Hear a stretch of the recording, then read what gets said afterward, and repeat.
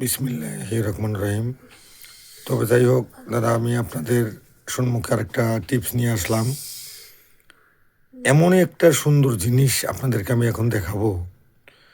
যদি মনে করেন যে দেহটা আপনার, হয়তো আমাদের মতো যারা গরিব মানুষ আছেন, যারা লক্ষ লক্ষ টাকা খরচা করতে পারবেন না, সহজ একটা উপায় আপনাকে আমি দেখাই। যদি ওই ধরনের রোগী যদি কোনো ভাই, কোনো দাদার যদি আসে, তবে দাদা ভাই, আল্লাহর দুনিয়ায় লক্ষ লক্ষ গাছ আছে মানুষকে সেবা করার জন্য।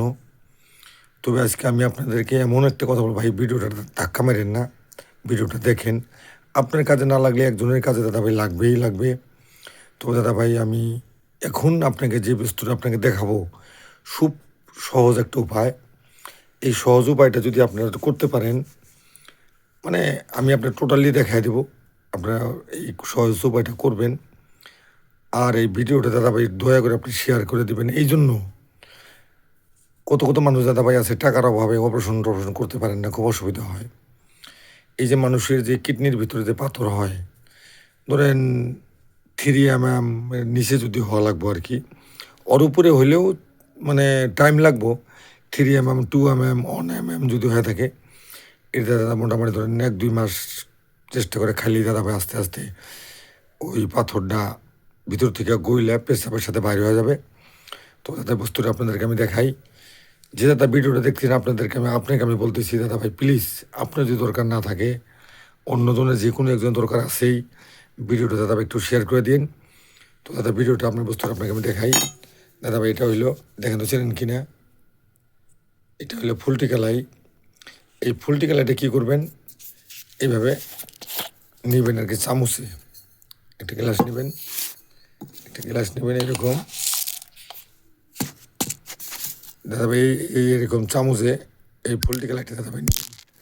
এই ফুলটি কালাই নেবেন, নিয়ে দাদা ভাই যে গ্লাসের ভিতরে দেবেন, দিয়া দাদা ভাই কী করবেন, একটা যে কোনো বস্তুতে তাদের মালটা ঢেকে রাখবেন।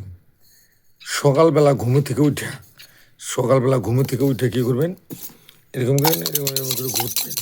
ঘোরার পরে পুরো পানিটা খাবেন।